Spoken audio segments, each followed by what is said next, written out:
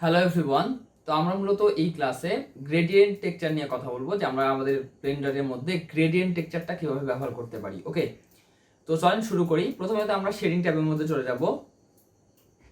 তো শেডিং ট্যাবে যাওয়ার পরে এখানে আমরা প্রথমে তিনটা নোট নিব বা চারটা নোট নিব। ঠিক আছে, প্রথমে নিব হচ্ছে টেক্সচার কোঅর্ডিনেট। আই থিঙ্ক এটা নিয়ে আমরা গত ক্লাসে অনেক বেশি কথা বলেছি। অ্যান্ড দেন হচ্ছে ম্যাপিং নোটটা নিব, অ্যান্ড ম্যাপিং নোটটা আমাদের লাগবে, সরি ইউভি ম্যাপ না, ম্যাপিং যেটা আছে সেটা। এরপরে হচ্ছে আমরা আরেকটা নোট নিব, সেটা হচ্ছে গ্রেডিয়েন্ট টেক্সচার। এরপরে হচ্ছে আমরা আরেকটা নোট নিব, সেটা হচ্ছে সেপারেট এক্স ওয়াই জেড। আমি প্রত্যেকটা নোটকে একটু পরে এক্সপ্লেন করব। এন্ড দেন আমরা আরেকটা নোট নিব, সেটা হচ্ছে কালার র্যাম্প। ওকে, সো বেসিক্যালি এই পাঁচটা নোটের মাধ্যমে আমরা মূলত গ্রেডিয়েন্ট টেক্সচারটাকে তৈরি করব। ওকে, তো এখানে দেখেন, এখানে যখন আমরা প্রথমত আমাদের টেক্সচার কোঅর্ডিনেটটাকে জাস্ট জেনারেটেড কোঅর্ডিনেটটা ব্যবহার করবেন। এরপরে হচ্ছে এখান থেকে ভেক্টর থেকে আমরা জাস্ট ম্যাপিংটা তো আমরা জানি কেন ব্যবহার করি, কিন্তু সেপারেট এক্স ওয়াই যেটা আমরা কেন ব্যবহার করব সেটা নিয়ে একটু কথা বলি।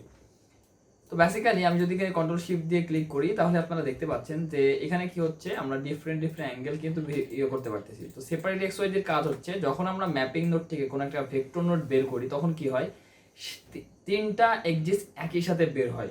তো এই তিনটা এক্সিসকে আলাদা আলাদাভাবে সেপারেট করার জন্য মূলত আমরা সেপারেট এক্স ওয়াই জিটাকে ব্যবহার করি। তো দেখা যাচ্ছে আমাদের গ্রেডিয়েন্ট অনেক সময় এদিক থেকে এদিকে লাগতে পারে, এদিক থেকে এদিকে লাগতে পারে, আবার এক্স জেড এক্সিসেও লাগতে পারে। তো সেই ক্ষেত্রে কিন্তু আমরা এই জিনিসটা ব্যবহার করব। অ্যান্ড দেন হচ্ছে আমরা এখান থেকে এটাকে সিলেক্ট করে দিব গ্রেডিয়েন্ট টেক্সচারে। অ্যান্ড দেন হচ্ছে আমরা কালার র্যাপের মাধ্যমে মূলত গ্রেডিয়েন্ট টেক্সচারের যে কালারটা আছে সেটাকে আমরা চেঞ্জ করব।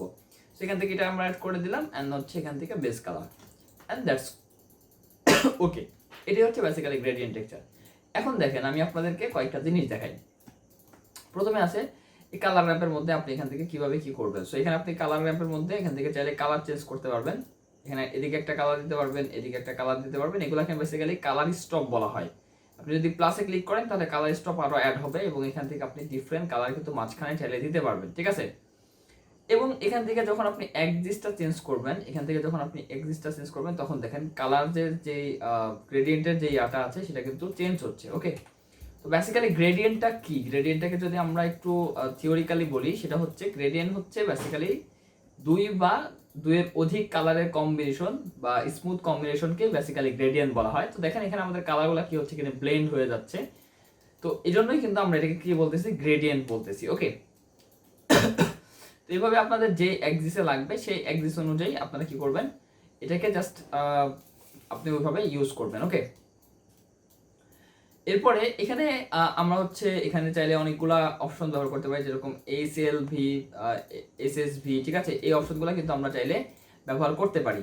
ঠিক আছে, এরপরে এখান থেকে যদি আমরা এইচএসএল এটা ব্যবহার করি, অ্যান্ড এখান থেকে যদি আমরা দুইটা নোট রাখি, এবং এখানে দেখেন নেয়াল লেখা আছে, আমি যদি এখান থেকে ফার দিয়ে দেই, তাহলে আমরা বেসিক্যালি একটা কালার সাইকেল পাবো। ঠিক আছে, তো খেয়াল করেন, যখনই আমি এখান থেকে শুরু করতেছি, এখান থেকে যখনই আমি এই কালারের কাছে আবার চলে আসতেছি, তখন দেখেন এখান থেকে এই কালারটা বা এখান থেকে ঘুরে এখান থেকে যতগুলো কালার আছে সবগুলো কালার কিন্তু অটোমেটিক্যালি নিয়ে নিচ্ছে। ঠিক আছে, দ্যাট মিনস আমাকে এক্সট্রা করে কালার অ্যাড করতে হচ্ছে না। তো আপনাদের যদি এরকম দরকার হয়, সেক্ষেত্রে আপনি এখান থেকে এরকম কালার ব্যবহার করতে পারেন। ঠিক আছে, আমি এখান থেকে আরও ডিফারেন্ট একটা কালার দেই।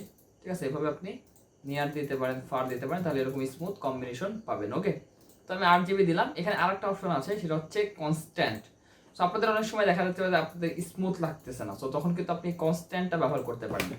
তখন কি হবে, আপনার এরকম স্মুথ বাদেই কিন্তু আপনি চাইলে গ্রেডিয়েন্ট দিতে পারবেন, বাট এটা ডিফারেন্ট কালার, জাস্ট লাইক একদম স্টেজ বাই স্টেজ যে স্টেপ মানে কালারটা হবে আর কি, এটা একদম কনস্ট্যান্ট থাকবে। ঠিক আছে, এটা স্মুথ হবে না। ওকে, তো আপনি এখান থেকে ইজ দিতে পারেন, ইজ দিলে এটা স্মুথ হয়ে যাবে, আর কনস্ট্যান্ট দিলে এরকম কি থাকবে, একদম হার্ড থাকবে জিনিসটা। তো এভাবে বেসিক্যালি কি করতে পারেন, আপনি কালারগুলোকে মাল্টিপ্লাই করতে পারেন, বা আপনার কালারগুলোকে হচ্ছে আপনি এখান থেকে জাস্ট মানে ম্যানিপুলেট করতে পারেন। ওকে, এটাই হচ্ছে বেসিক্যালি আমাদের গ্রেডিয়েন্টের বেসিক বিষয়গুলো, বা গ্রেডিয়েন্ট কালারগুলো এভাবেই দিতে হয়। তো আই হোপ আপনারা বুঝতে পারছেন যে আপনি গ্রেডিয়েন্ট টেক্সচারটা কীভাবে ব্যবহার করবেন। তো আমাদের দেখা হচ্ছে নেক্সট ক্লাসে।